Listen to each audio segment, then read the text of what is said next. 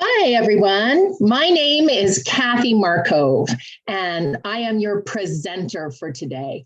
I'm hopeful that you can see the PowerPoint presentation because today's webinar is brought to you by Santa Barbara County's America's Job Center of California.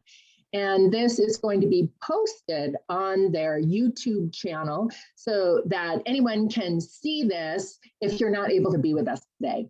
So again, I'm Kathy Markove. I've been working in workforce for a couple of decades, and I'm really excited to talk to you today about something very important, and that is negotiation at work.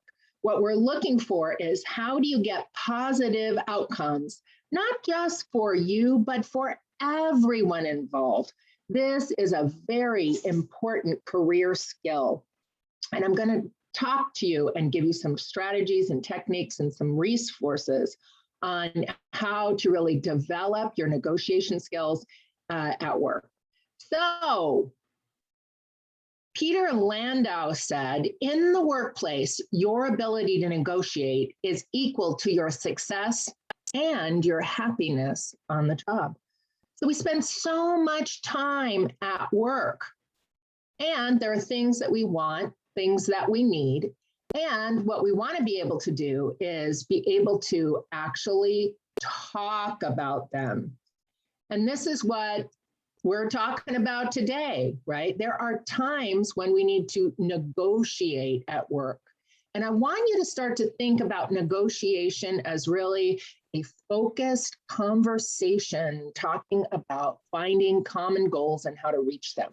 That's a nice way to think about negotiation because sometimes it can be a nerve-wracking kind of an experience. But let's talk about the times when you may want or need to negotiate at work.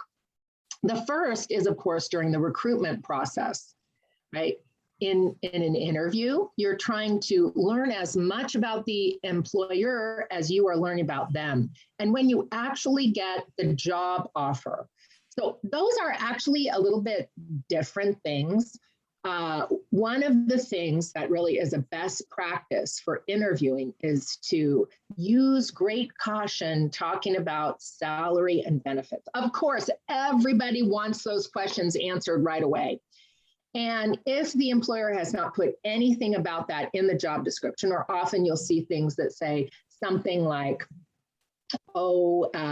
competitive salary and benefits, or salary based on, experience, that kind of thing. I know people walk in and maybe the first thing they want in the first interview is how much are you going to pay? What kind of benefits do you provide? I'm going to tell you right now that that is not a winning strategy. Employers want to know how interested you are in the job. So it's not that during an interview process, you could find out some things. I would say I wouldn't ask about salary until you know that you are in the final running, or wait until you get the job offer. The time to negotiate salary and benefits is when you have an offer in your hand, not before. During an interview, you can talk about, what is the job? You can offer things that you can provide. I've had experiences where the job is in my wheelhouse, but I have other experiences that I think might be valuable. I tell them about it. It's a form of negotiation, but the real negotiation for salary, benefits, even some of the things that you're going to do on work in terms of your work duties can have the negotiation happen after you have an offer in your hand. I'll tell you too, I have a friend, very successful woman. And when she had small children in her house, she did not want to work full time, but she applied to jobs that were full time. And then when she got the offer, she negotiated the terms of her employment, including what work she would do and that she would be part-time. She was very successful in getting jobs in this way. So this is something for you to know about. The interview, you are inquiring, you are sharing information, but the time to really negotiate, particularly salary, benefits, working hours, that kind of thing, is during the job offer, because you want to get to that point. Other times to negotiate at work, well, the work itself, right? What are your job duties? When you have project ideas, a form of negotiation, sharing your ideas, getting your ideas to be accepted. When you're working on a team, you negotiate who's doing what are the time frames, right? So lots of kinds of negotiation around the work itself. When you're working with clients or partners, this could be sales, of course, a natural negotiation in sales. But what about contracts or agreements or collaborative projects? I told you that I'd been in workforce for many years, and we were part of a group of agencies delivering workforce services to the community. And there were many projects that came up or grant opportunities where we would need to work with our partner agencies and negotiate who's going to do this, how much money are you going to get, how are we going to organize this project, right? But they were with outside people. So you negotiate not just for making sales, but also any kind of collaborative project. Another example, you need some work done in the office. You bring somebody in to do it. You negotiate that kind of thing that's going to happen. So it's not just sales, but when you are bringing something or someone in, talk about vendors. Maybe you have someone who comes in and services the equipment in the office, the photocopy machine, the printers, what have you. Well, you negotiate the terms of that with that person. And how you do that is really important to the longevity of that relationship, the strength of that relationship, and the kind of customer service that you're going to receive. Other times, well, of course, getting a raise, right? This is for a job well done or for promotion.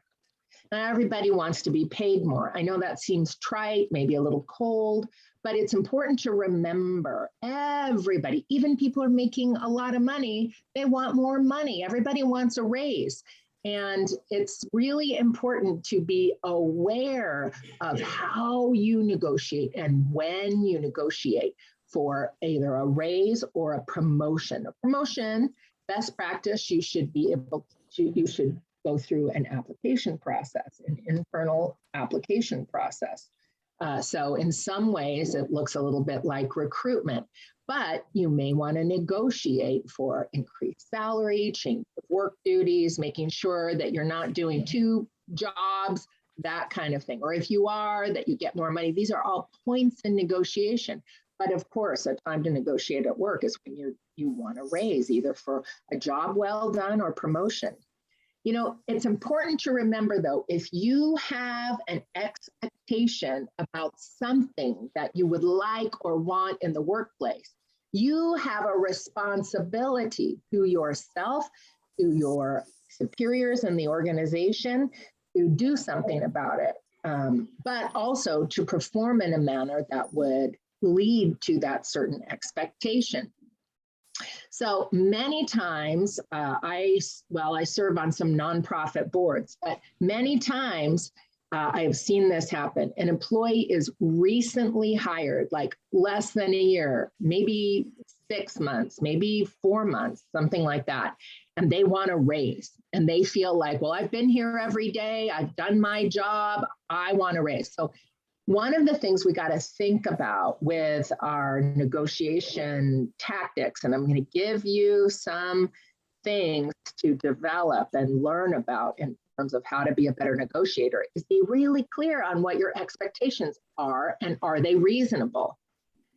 Personally, from my HR background, I think it is unreasonable for any employee to expect a raise in less than 12-month period.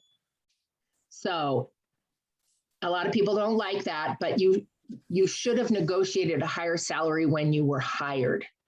And this is why this is really important. And get in your mind, I'm going to be in the job for a year, and guess what I'm going to do? Well, I'm going to show you what you're going to do. So again, if you have an expectation, you have a responsibility. And here are the things you have a responsibility for. Yes, of course, you need to advocate for yourself. I'm a real supporter of self-advocacy. But in the workplace, the way to get ahead is to be a high performer. So this is why I say, negotiate any salary and be happy with that salary when you accept the job. But think that you're not even going to talk about salary until you have been able to be in the job long enough to prove yourself as a high performer. This is really important because this is when we get that all important raise, promote, performer. So success is no accident. It's hard work, perseverance, learning, studying, sacrificing, and most of all, love what you're doing. And this is important. There may be things you really love to do that you don't get to do that often. Hey, maybe you're not after more money, but you want to be in this certain part of the business doing certain things. That's a negotiation. And how you do that negotiation is really important.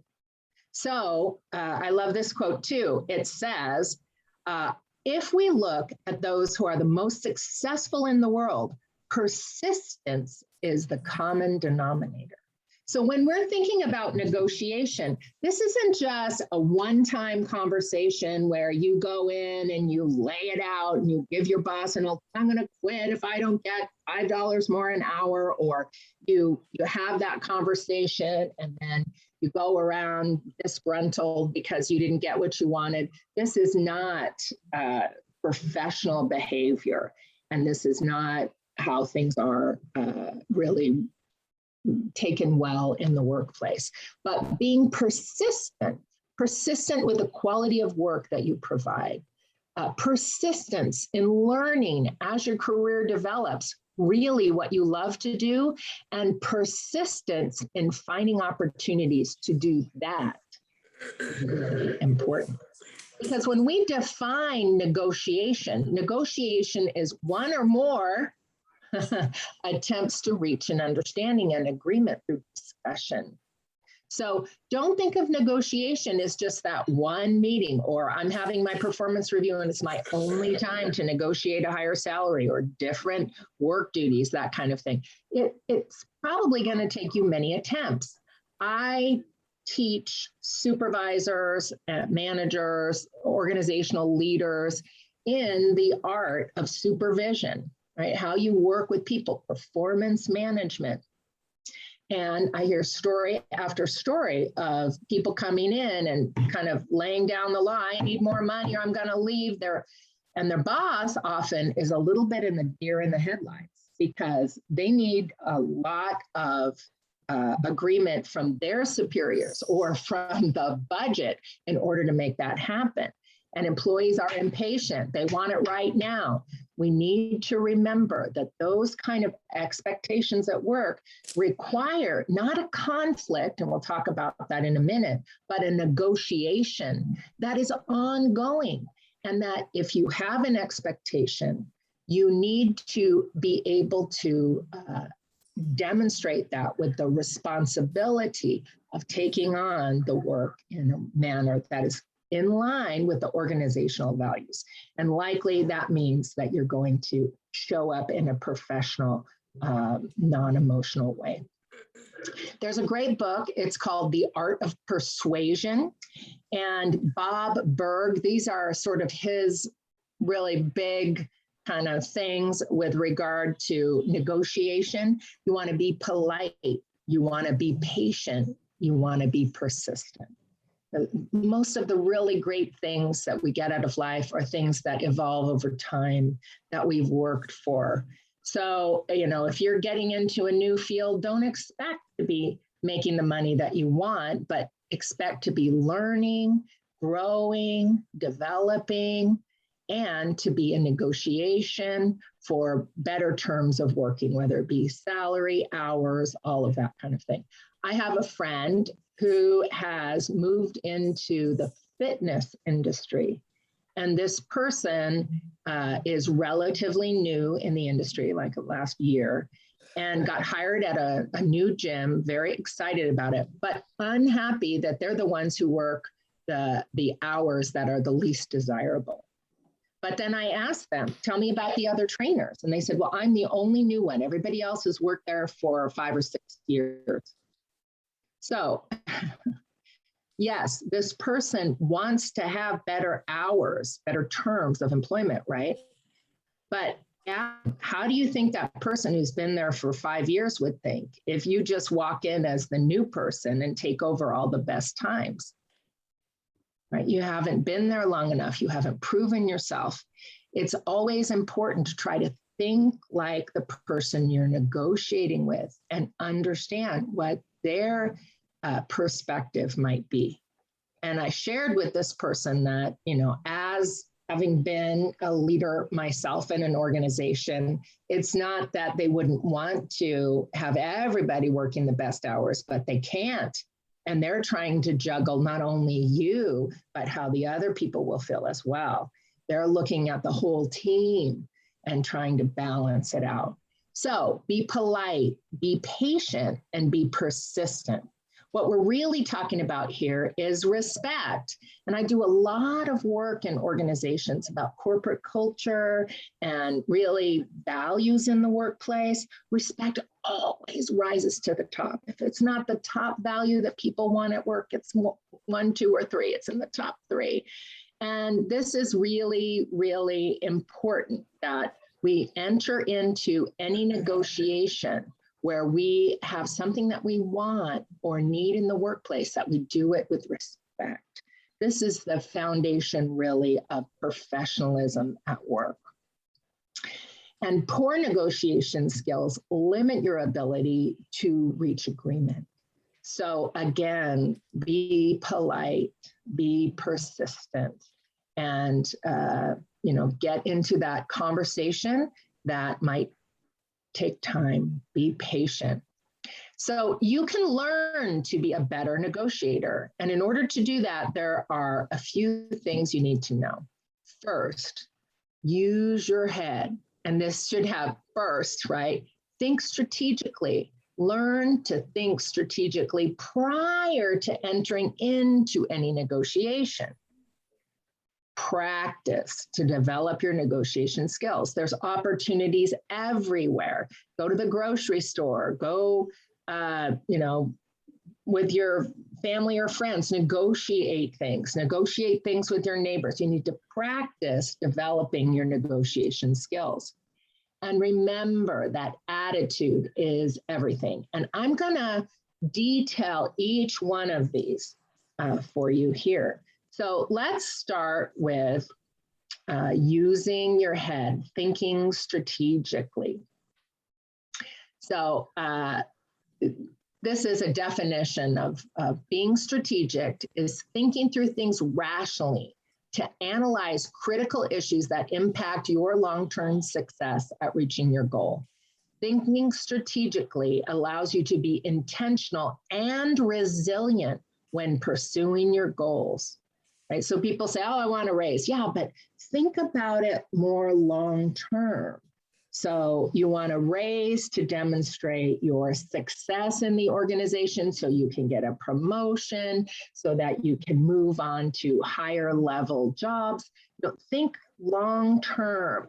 And this is very helpful to us because if we don't get what we want initially, if we're thinking long-term, it helps us to be resilient, just to focus back on that, right? Okay, this organization's not going to give me a raise. Now I'm going to have the motivation and desire to look elsewhere for a place that might pay me more because it's part of my long-term goal, not just immediate satisfaction.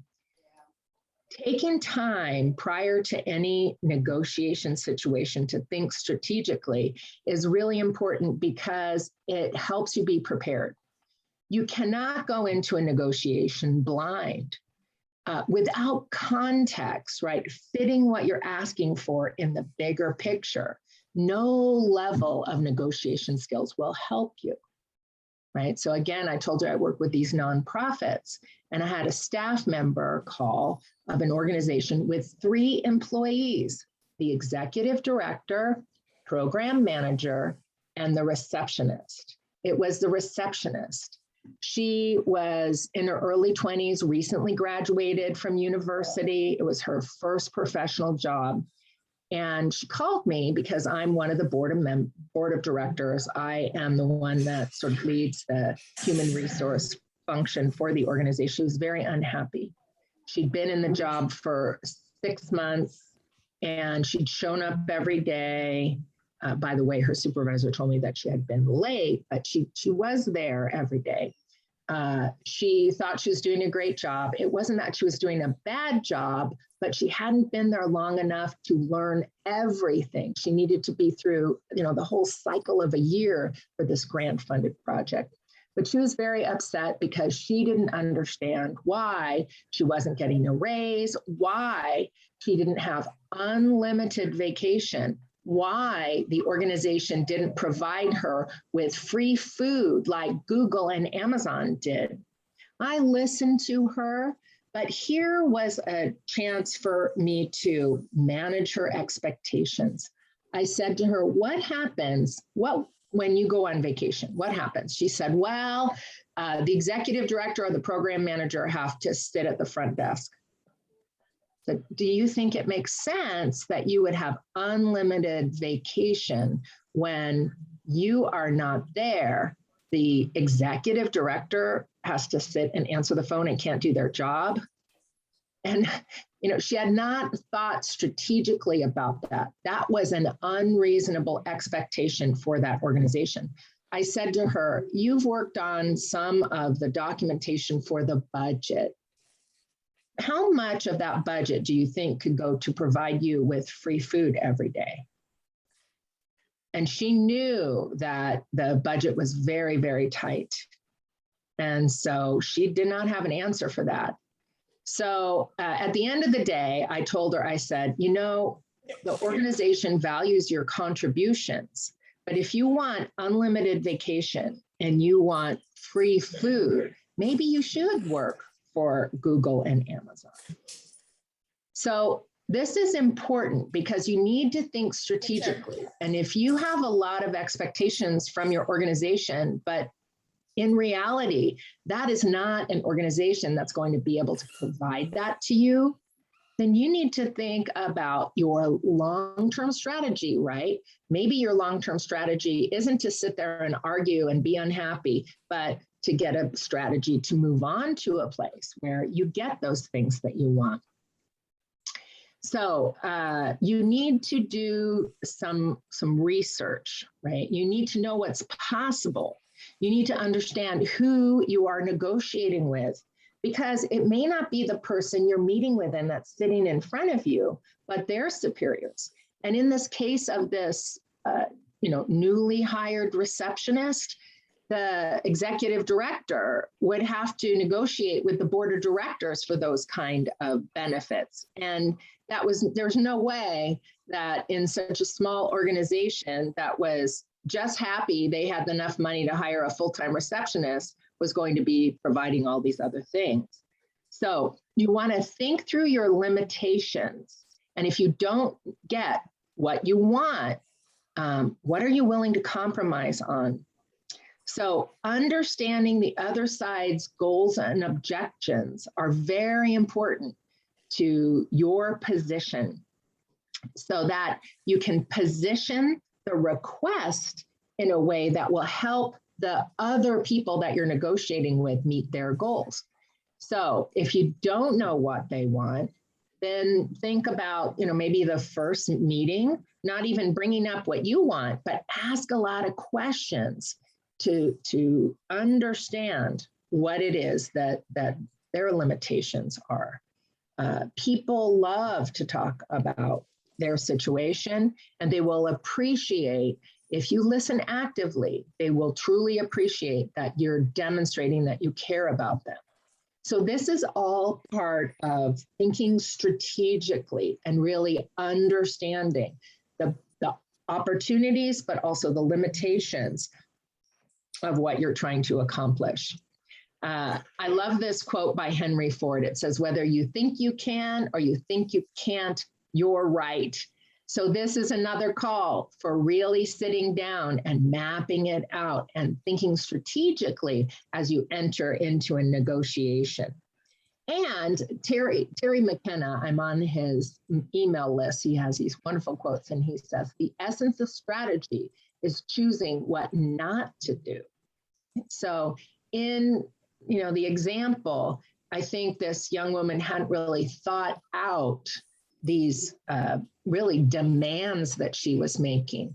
And so she really should have thought what not to do in terms of asking a small organization to give you unlimited vacation is unreasonable. And so she needs to think that through to protect her own professional reputation within the organization. So this is why you need to do some strategic thinking. So practice, right? You want to do what Malcolm Gladwell said, that practice isn't the thing you do once you're good. It's the thing you do that makes you good. Start by practicing active listening. Stephen Covey said, seek to understand and then be understood.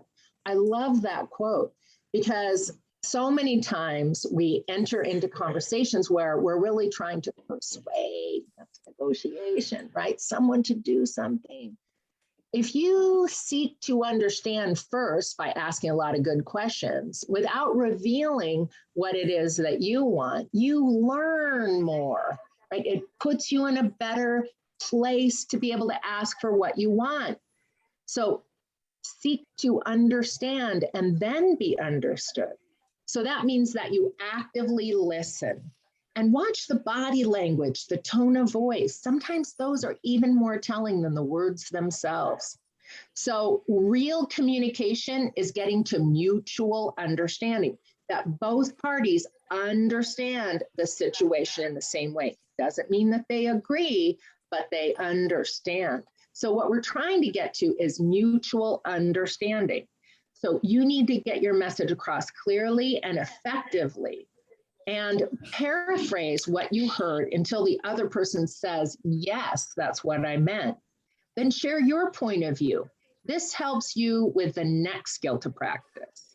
And you want to practice being collaborative. So once a negotiation becomes an us versus them, it becomes a competition with one person winning and the other losing. And people tend to dig their heels in, and often things can become combative.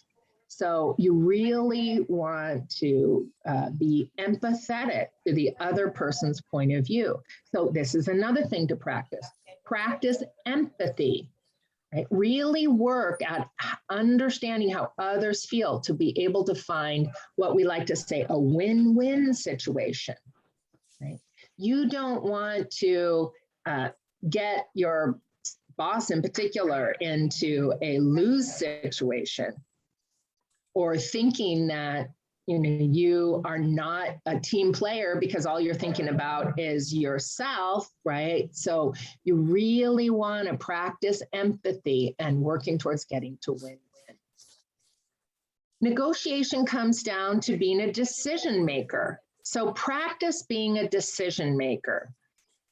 Even if you are the employee negotiating with your boss, decide when to agree and then move on until the next negotiation.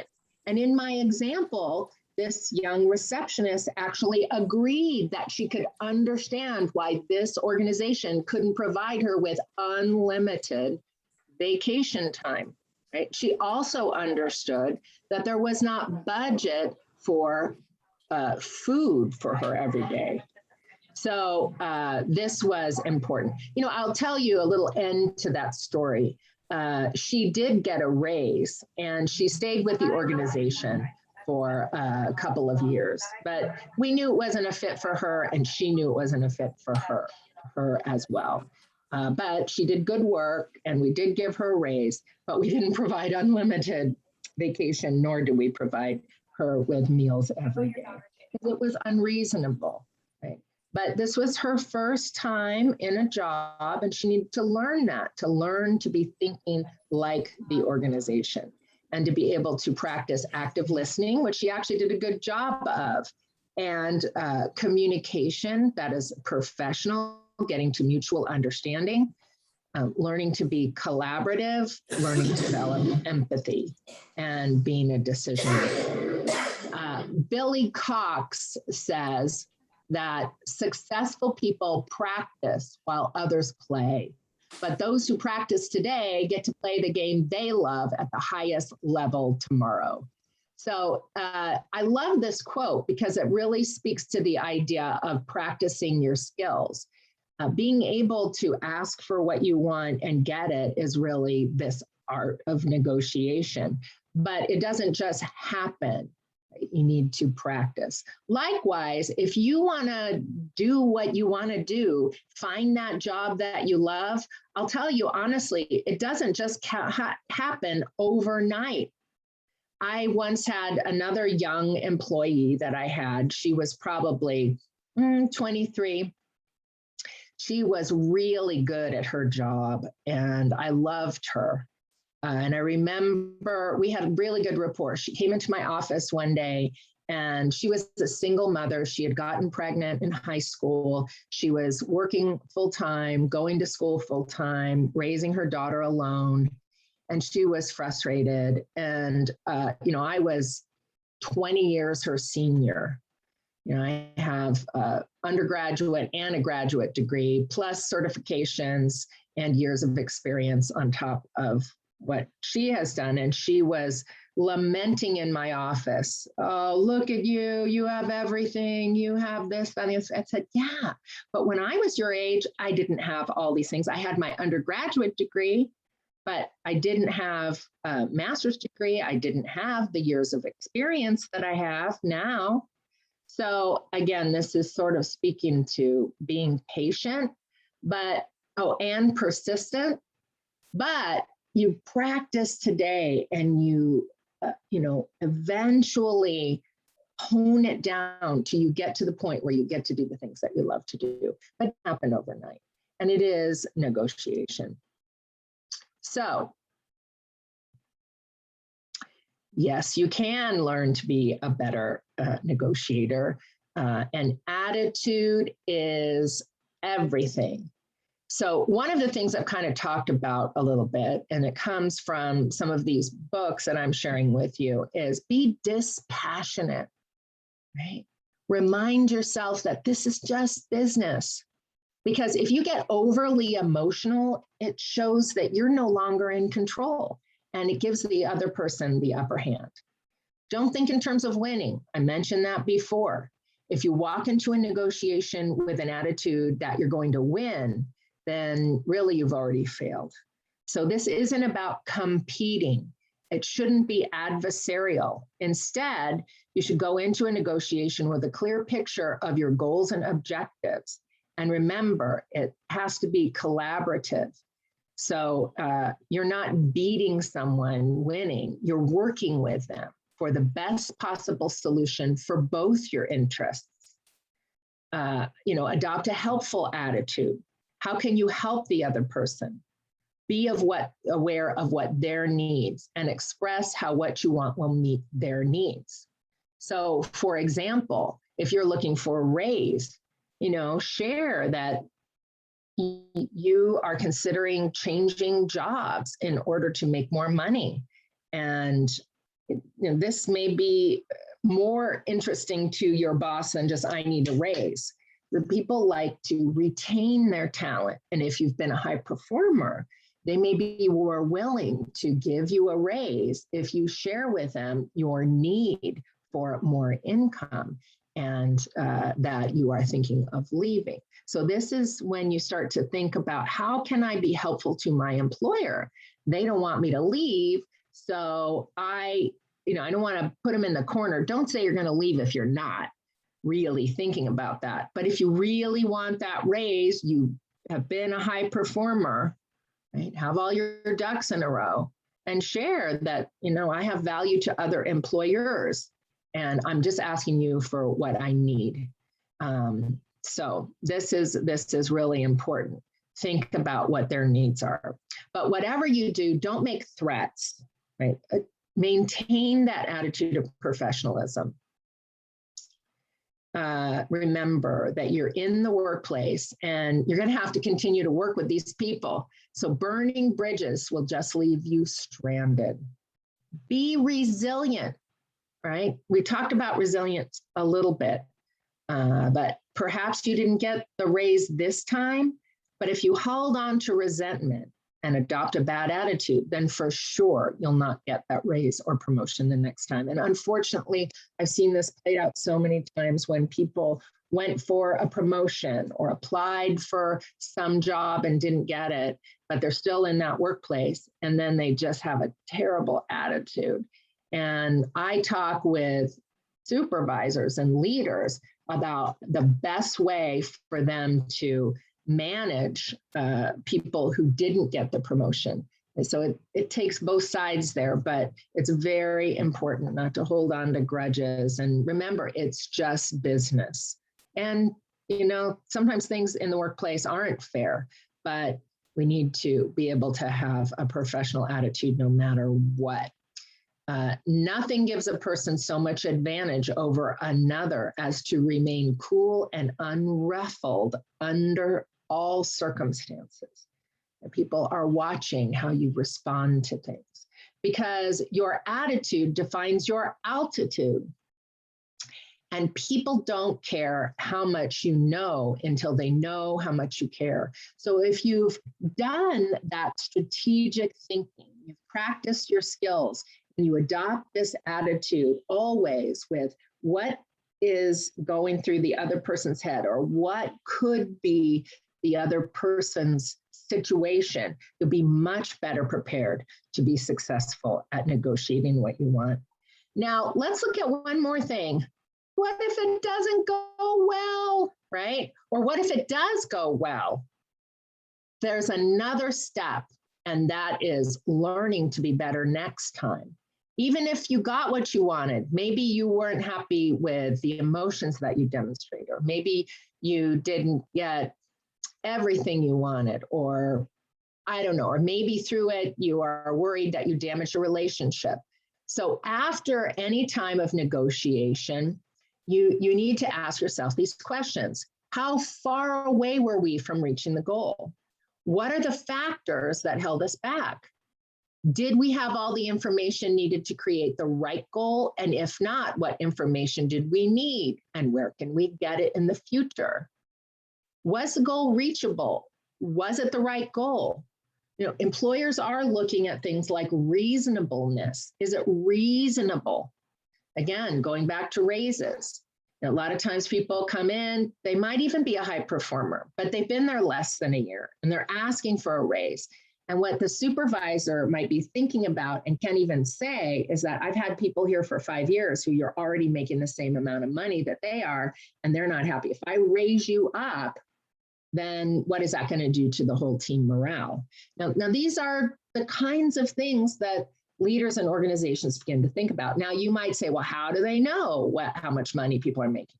You know, everybody talks about it. It's not professional to do it. Leaders should never talk about it, but employees talk about it with one another. And usually people have a sense of that. Information can leak through the financial systems in the organization if it's not ironclad for confidentiality. It's unfortunate, but again, you know, there may be other factors or considerations that you may not have thought about or be aware of, or your boss may not even be able to talk to you about why you couldn't get what you wanted. But was the goal reachable? Was it the right goal? What do I need to do to positively bounce back from this? And this is really important. If you didn't get what you wanted, to bounce back. Because employers, when they have a challenging conversation, which you enter into negotiation, you don't get what you want, laid it out there, and the employers, a good employer is going to be concerned about how you're going to bounce back. And this is showing your professional maturity. to be able to say, hey, it's business, we move on. And if I'm really unhappy, to, again, have that self-advocacy, have enough confidence in yourself to find a workplace that can meet your needs, as long as they're reasonable, right? So here's another book that is great about negotiation. And this is a book, it's been around for a really long time, but it's adopted by the Harvard Business School and has a tremendous following. It's called Getting to Yes. So these are the things that our author for Getting to Yes says. Separate the people from the problem, right? Think of everyone involved as a problem solver. Focus on interests, not positions. Develop options to choose from later. So you go into a negotiation, again, it's likely not just one conversation, but continued conversations, right? And through that, you and the people you're negotiating with can develop some options. And don't put people on the spot, make a decision right now or I'm out of here. You give options. Be good at following up, send follow-up emails. Give people time to get used to the idea. This is kind of what happened with this young receptionist I was telling you about in this nonprofit organization. The executive director was sort of overwhelmed with all of these demands for free food and unlimited vacation and a raise. Well, in the moment, the supervisor was feeling, again, overwhelmed. But after being able to think about it a little bit, came back during the performance review at the 12-month mark and said, hey, you have been doing a good job and we'd like to give you a raise. So that was good. So developing options to choose from later. Be objective, not emotional or conflictual. State the facts. And this is part of that strategic thinking and preparing. Make sure you got your facts straight. Think through what you're really asking. I'm asking that I can have unlimited vacation. Yeah, but if you're asking for that, who's going to watch the phone when you're gone, right? The executive director, that's not appropriate. So this is all important.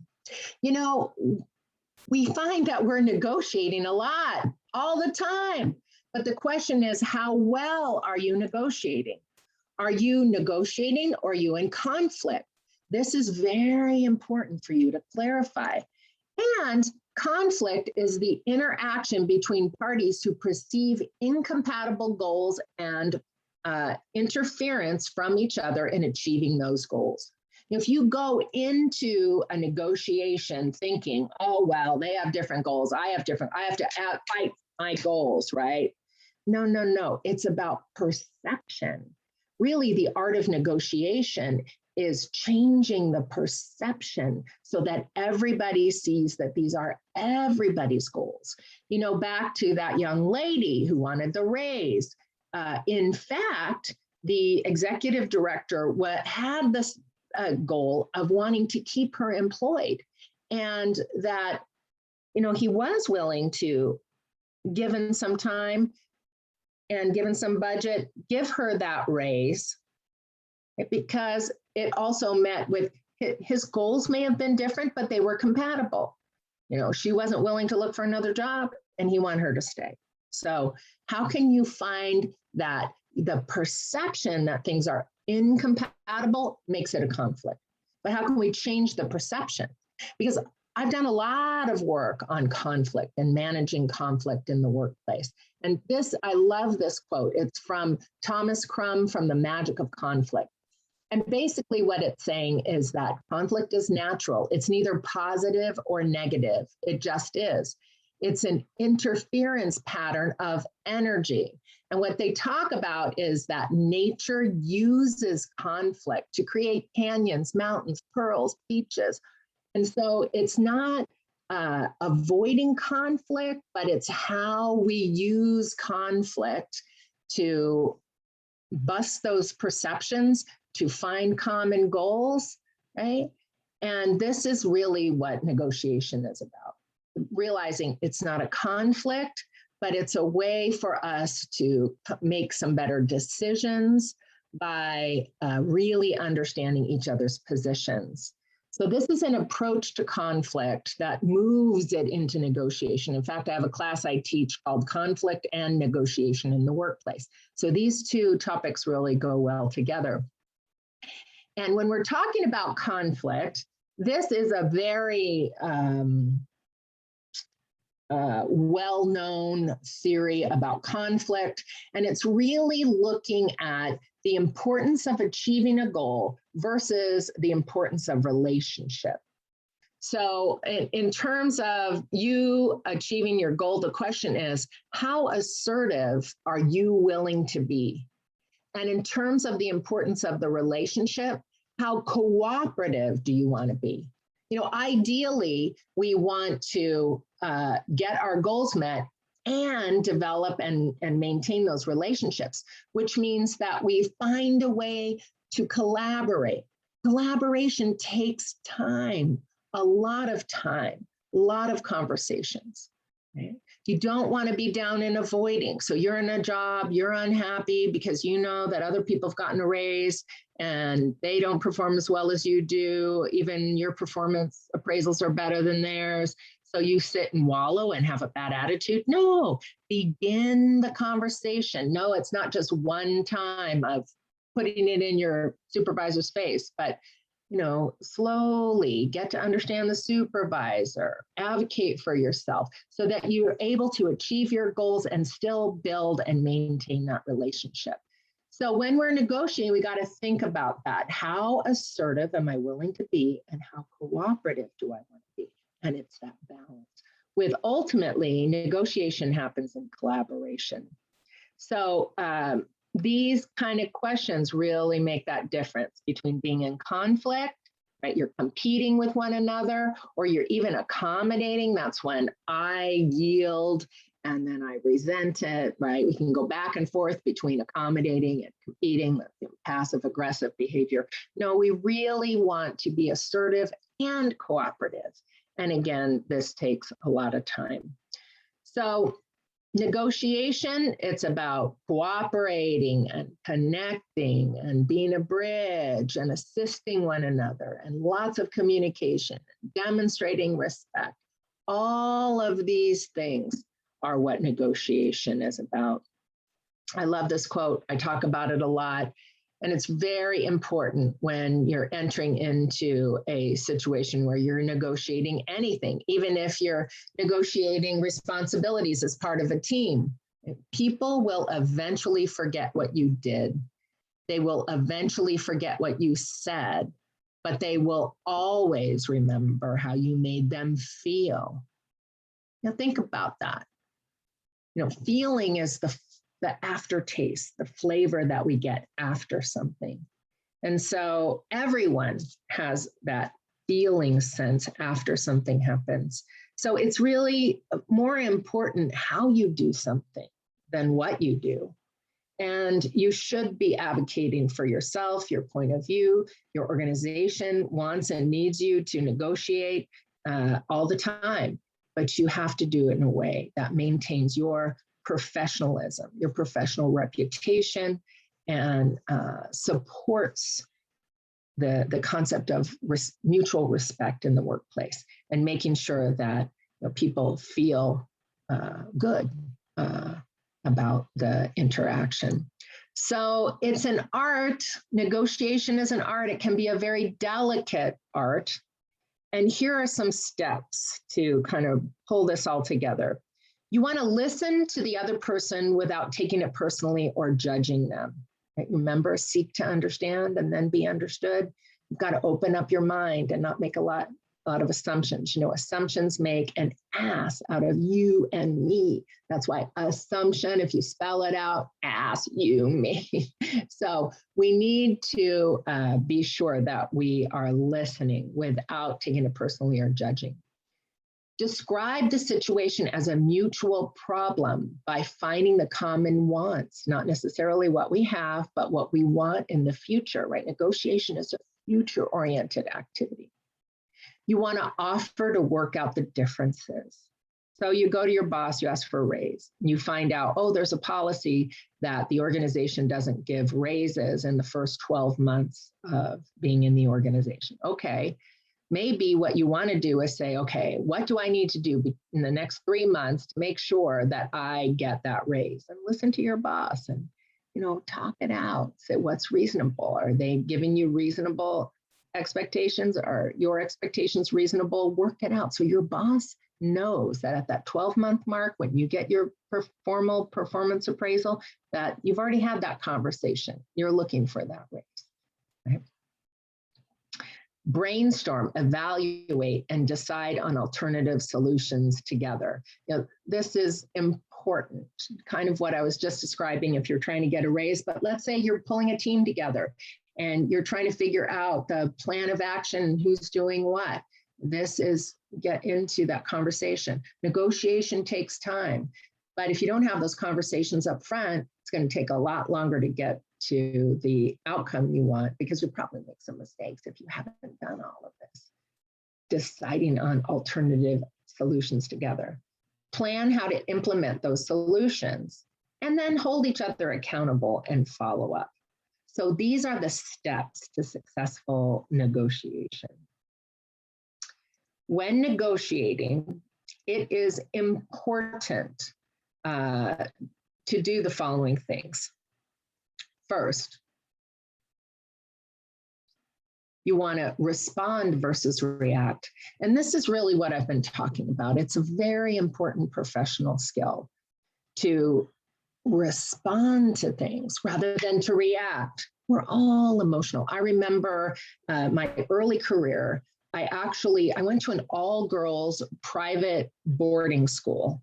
And then I went to,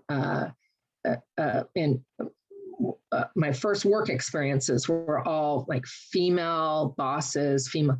It wasn't until really mid-career that I actually was hired by a man and worked in an organization that was quite masculine in the way it presented itself. I was the highest ranking female in the organization, and I was at the manager level when I was hired. So that tells you something. But it was a very interesting experience for me because I had been told that women are so emotional.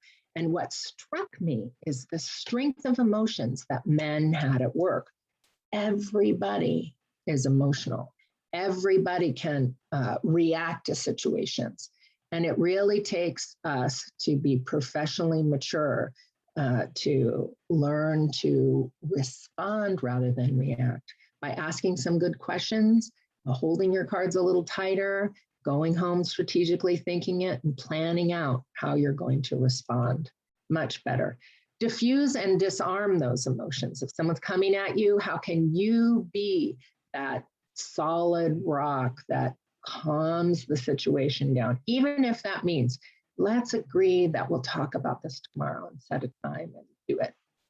Listen actively. Let the person know that they've been heard.